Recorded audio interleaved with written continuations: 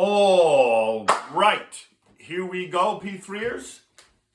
Another note session here for sure, as we're going to build a bridge today between our unit on stress and going into our unit on sports psychology, because the two are, they're so linked up. They're inextricably linked together, stress and the psychology of sports. And that applies, by the way, sports psychology, of course, to the athlete, but it also applies to coaches, and it applies to parents who are, on the periphery of the event going on, but they're still very engaged and they feel the stress of sports as well. So everything we're going to say today as we build that bridge applies to, at the very least, those three groups, let alone friends, other family members, siblings, whatever have you.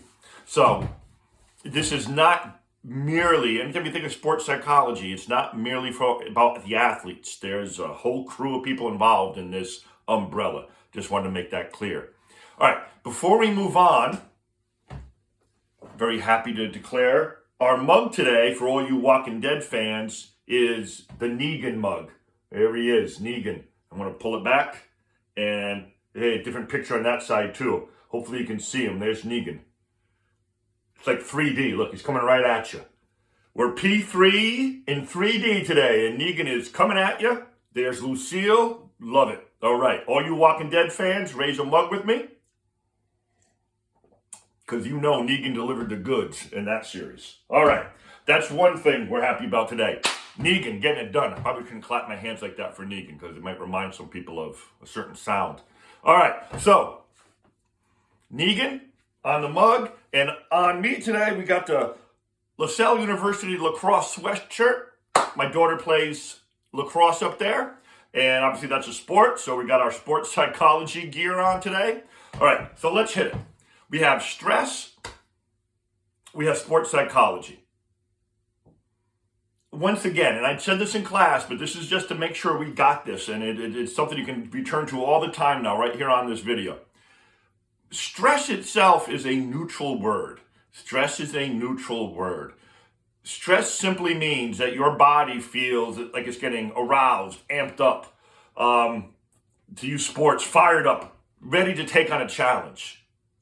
The butterflies in the stomach, the little bit of sweaty palms there, the extra burst of energy you're feeling before the game.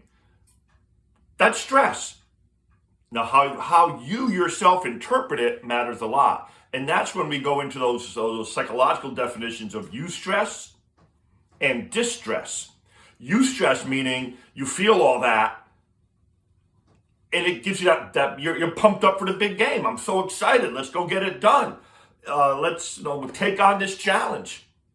Distress is when you're too nervous and like you're starting to get too tight and you're clamping up and you're not at your best for the game because you're psyching yourself out before you even get out there. So, and there's obviously a fine line between the two. A lot of people will feel both. They're a little nervous. I want to win the game, but they're also pumped up. And as long as it's leaning towards the pumped up side, they're fine. But that's the job of teammates sometimes and coaches, to help people go. If they're leaning too far towards the distress side, bring them over. So they're more, to use the vocabulary, eustress. They feel the excitement of the moment. Now, speaking of excitement, there's Negan. He was always very excited to do his work, especially to Glenn. Sorry, all you Walking Dead fans who felt that one. There you go. All right, so you have eustress and distress. Now, we also mentioned, and this is a huge part of that bridge, people feel frustrated when they feel blocked from a goal.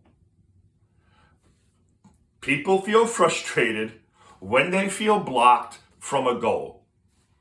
And you probably could not count how many goals are on the line during a sporting event.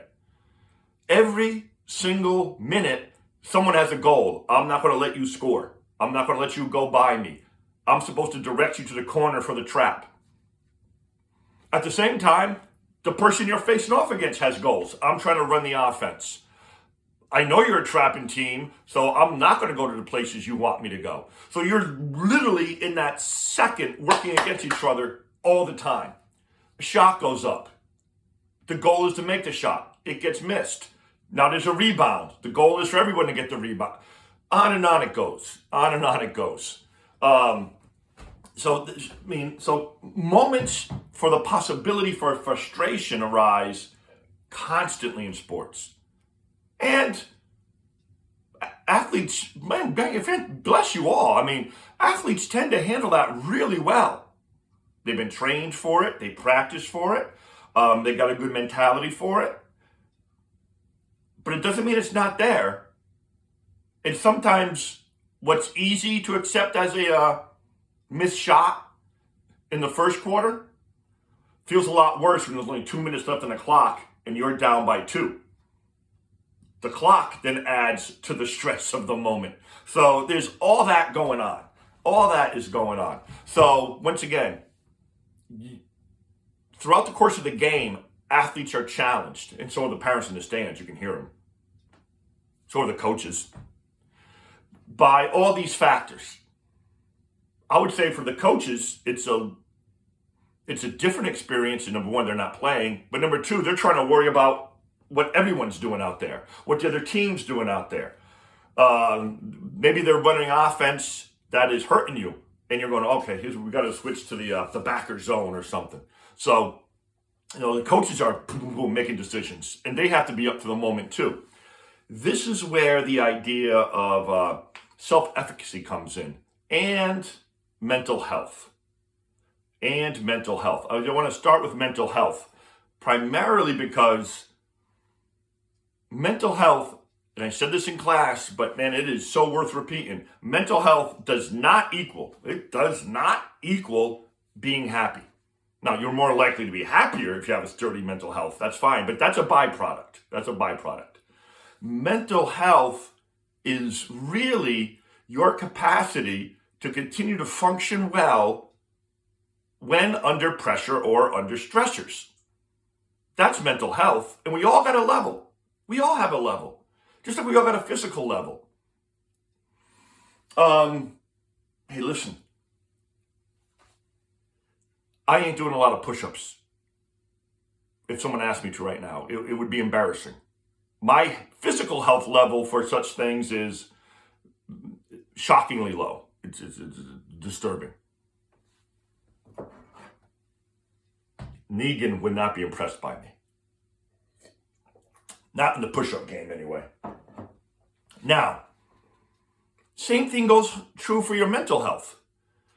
You can only take so much weight until you reach the limit of your mental health. Just like you can only reach so much weight before you reach the limit of your physical health.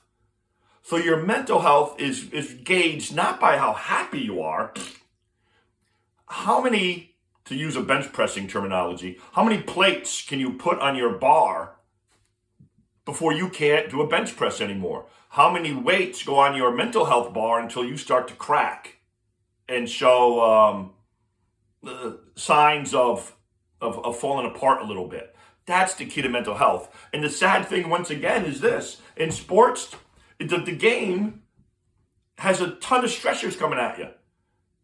The event has a ton of stressors coming at you. Therefore, your mental health is challenged. That's what coaches call it being mentally tough. Psychologically, we call it, known from your vocabulary, your psychological hardiness. Your psychological hardiness. Your self-efficacy, then, is your ability to conceive of yourself as capable of handling that. So self-efficacy falls kind of below the mental health category here. So we got all that going on, right? We got all that going on. Now, there are now starting to get to the point of trying to address how people manage these things.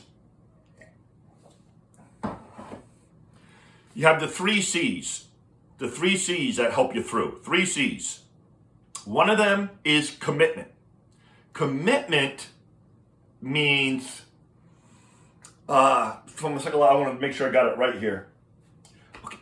the work that you're doing is meaningful to you. That builds commitment. You tell someone, you got to be committed. Well, shut up. That doesn't mean anything.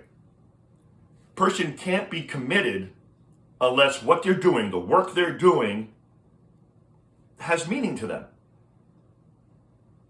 So yeah, you got to be committed. But more importantly, does this matter to you? Does it matter so much to you you're willing to take the negative and continue to work at it? That's commitment. That's commitment. So your level of commitment matters. Another C is challenge, which is your ability to take on the pressure coming your way because the goal is something that you appreciate, that means something to you. So the commitment has the meaning, and now that allows you to go, hey, I'll take on any challenge to get there. So that's the willingness to take on that challenge. So the reward matters. And then you have a sense of control. This is going way back to early in the year. Early in the year, we talked about the idea of the internal locus of control and the external locus of control. And sports really puts that on out front and center for you. The ability to focus on what you can control is essential in sport. And the ability to let go of and not be bothered by what you cannot control is essential in sport. Do not waste mental energy yelling at the referee. You might be angry, but what good is that doing? Especially for a player. Trust me, the ref don't want to hear from you.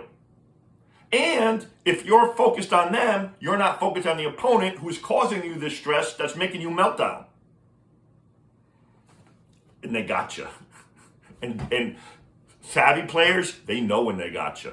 And they'll start really pushing those buttons on you. So just keep that in mind. All right. Also, if we think about control and what's outside of my control, the other team is in a defense that is frustrating to you. I don't care what sport you're playing. You're playing against somebody who plays the team's playing defense against you. You can't ask them to stop playing that defense. You got to figure it out. Them playing that defense is outside of your control. You trying to figure out as a player on the field or on the floor how to navigate that challenge. No, there you go. That's under your control. That's under your control. So you, once again, this idea of the internal versus the external. Oh, I can't play well because the referee is calling a bad game. I can't play well because the other team is getting away with stuff. Or they're too fast. Hey, listen, if you're playing a sport where a ball has to move, nobody's ever moved faster than a pass in a game.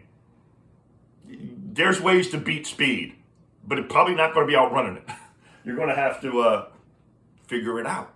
That's the internal. That's the challenge. Hey, this is awesome. Let's go get them. All right. I want to give you an example, a little bit of that idea, because all this is a mindset now. The 3 C's are very much a mindset. So I want to talk to you about a classic movie, Rocky, made in, I think it was 76. Was it that long ago? Good God. Maybe a little later, but not much. So we got Rocky, boxing movie. But it's not a boxing movie. Most good sports movies aren't, the sport is the vehicle for the story. And while we definitely, there's boxing, there's an underdog story going on in Rocky Balboa, in Rocky as well. Now, just the idea of the mindset. Rocky, for those who don't know the original movie, Rocky is kind of handpicked to fight Apollo Creed, the world champ, out of the blue. And he comes to the conclusion he can't win. Like, I can't beat Creed. He picked me primarily to beat me and have a little celebration before his next actual big fight. So Rocky commits himself to an idea. The challenge isn't to beat Creed. The challenge is to go the distance with Creed. In the movie, it's set up that Apollo Creed has knocked out every opponent he's faced. He has never had to go all 15 rounds with anybody. So Rocky decides the challenge isn't to win. He'd love to win, don't get me wrong. But the challenge is to go the distance. Make Creed go the distance and then see what happens. But that's the challenge. That's what he's working on. That approach, while being a very straight-ahead boxer, who's more of a fighter at this point than a boxer, if you know what I mean by the difference there. And so he doesn't back off at all, but he plans on going the distance. That's the challenge. That's why at the end of the movie, even though he loses, he's thrilled because he did it. He that's his reward. Matter of fact, it's so well done, the audience is thrilled. I mean, it's such a great movie in that regard. The protagonist loses the boxing match, but we're all thrilled with him because he won for his own personal goal. And that's a great aspect of the Rocky movie.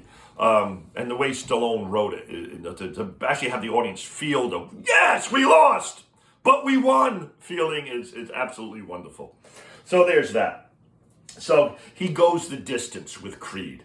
But that's the challenge. That's what he decides to under my control. I can control my training, and I can try to control getting up if Creed knocks me down. I mean, he might ring my bell pretty good and I stay down, but these are the things I can control.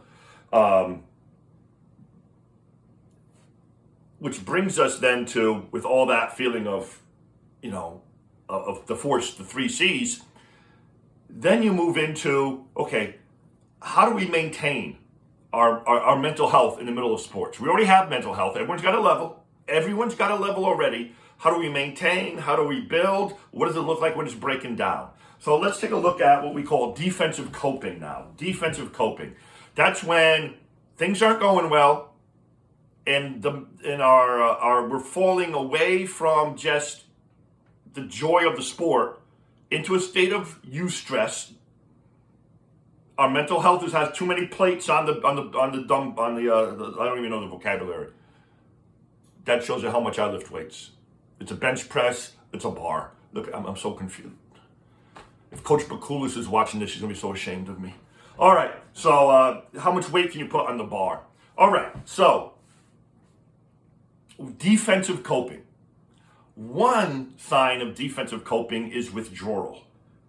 You start to shrink. You start to pull away from the challenges. Now, this can be viewed in a number of ways. You start to play tentative. You start to play too tight and afraid of making mistakes, which always makes you make a mistake. By the way, that's a paradox, people. Like in P3ers, that's a paradox. The idea that if you don't want to make a mistake, don't think about not making a mistake. Otherwise, you'll make a mistake. All right, so there's that. That's a tough one to challenge, that's a tough one to digest, by the way, in the moment. Don't get me wrong. But you can be withdrawing both on the field. Some players withdraw so much that they come off the court, and I've seen it happen. They're so frustrated, they don't go into the huddle. Some of them even I've seen players try to leave the area and go to the locker room. They're so frustrated. But that's all signs of withdrawal. They're pulling away. They feel like the challenge is too big. They shrink. That's usually how it goes. But in extreme cases, you start to see it playing out in other ways too. Once again, they're not joining the huddle. Players getting so frustrated, they almost have a meltdown. They try to leave the area.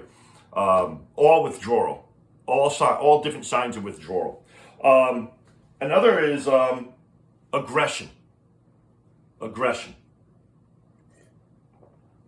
As a proud member of the Punch the Wall group, that never really helped me. I had to pay for a door once in my dormitory at Southern because I came home from a game. I was frustrated. We lost, and I thought it was a good idea just to punch a hole in my closet door. I don't know what that did for me. Now, once again, that's a low-level aggression. I know it sounds like it's a lot. I know it sounds like a lot, and maybe I'm trying to give myself some slack here. I don't know. But what I mean by a low level of aggression is this. Negan was never at a low level of aggression, by the way. All right, so now, what I mean by that is this. It's stupid. It's stupid. Okay, I'm not forgiving. It was dumb. I could have hurt my hand. I actually had pieces of wood stuck in my forearm because when I went through the closet door, it was dumb. Don't get me wrong. Dumb. But I call it low level because I punched the closet until I got a hole in it, and then I felt like, I don't know, good about myself, so I stopped. Dumb. But I wasn't so like aggressive that I did something off the court and just went to find someone who I could just beat the shit out of. No, I'm angry. You're kind of in my way. I'm going to punch you in the mouth. So now you're getting in trouble because you're so angry and amped up and you're feeling so, I'm going to handle these bad feelings by being uber aggressive and getting fights off the court. Maybe getting fights on the court. Get a technical foul is a form of aggression. You know, especially when you're kind of out of control. Getting ejected is a form of aggression. So there's other forms of aggression in the game that also can percolate. So you got to be careful with that. And the third form of defensive coping that I'm going to mention it because it's something that does happen. I'm not going to spend much time on it here because it's not the priority. You know, what I see more in my world is the withdrawal and the aggression. But the third one is substance abuse, where you're so despondent that you turn to drugs and alcohol to escape, and then it becomes habitual. There's a great movie. I got to make sure I got the title right. The Way Back. It's about Ben Affleck, who was a basketball player in his youth. Things didn't go well. He was despondent about it, became an alcoholic, ends up becoming a basketball coach, but still struggles deeply with his primary form of coping with stress is defensive and it's substance abuse. It's a great movie, The Way Back, and it does highlight that aspect of defensive coping in the world of sports. I would recommend that movie to anybody. All right. But that's not a big concern of mine in terms of this. But there's great films out there that deal with that. So that's good. All right. Now, active coping is when we're getting ahead of things. Active coping is, part of it is predictability. You feel better if you feel prepared for the challenge. So one of the T's is challenge, but challenge is built on predictability. That's why good coaches go out and scout their opponents. That's why they come in with a scouting report. That's why they come in and say, this is what's going to happen. That press that catches other teams by surprise, we already got a plan for it. And then you train on the plan. You practice on the plan. So predictability helps people deal with challenges. So you also, as a player, come on now. You can think. You know who the best teams, the worst teams are. You can work out in the off season. And when you work out, you don't work out, I hope, thinking about, I hope I'm good enough to beat that team that went 2-18 last year. No, you're working out in a way that helps you prepare and maybe add a new move to your repertoire. You should add a new move if you're in a team sport, hockey, lacrosse, field hockey, basketball. I think you should add at least one new move every summer, every off season. Add one new move. And so that way when the other team thinks they know what you're going to do, you got something new for them. So you're adding to their challenge and you're making yourself unpredictable. See how this works. All right, so you have the predictability piece. Once again, great coaches tend to deliver some level of scouting report to their players to help them with that predictability. And of course, one of the most important things, going all the way back to Aristotle, is the fact that we're social creatures and therefore social support helps. Social support helps. And you're the good teammate. The kid's having a meltdown. The kid's having a meltdown, and a coach who goes, there they go again, versus the coach who steps into that space and tries to bring the kid back. What what a stark difference in personalities. Someone's in pain and suffering. Some people step into it to help, and some go, well, that's their fault. No, I'm not saying that sometimes it does look like it's their fault, and they are pissing you off. But if I'm the adult in the situation, I can be pissed off tomorrow about it. Right now, that kid needs me, so I'm going to step in there. Now, it's why good team and good team chemistry is so important, because it helps people deal with their eustress. It's also why a poisoned locker room and a divided locker room can be so cancerous, so toxic to players that sometimes they don't even want to be on that team anymore, because the social supports aren't only not there in a neutral way, it's so negative that it's working against them. That's called a team's culture. You hear that a lot. That's what we mean by a team culture. Is this a team that offers social support to everyone on the team? Or is it selective about who they're helping out and things of that nature? So I could go on for quite some time about social supports in sports, but that's part of the job of the classroom too. All right. So I think we hit those key points that I wanted to. We got a good foundation now for that bridge, that connection between stress and sports psychology. This, once again, this video is acting as an addition to your notes. I'm going to recommend you all watch it. I hope you do watch it to conclusion. And I will see you in class next week. All right. Be well, everybody. Bye.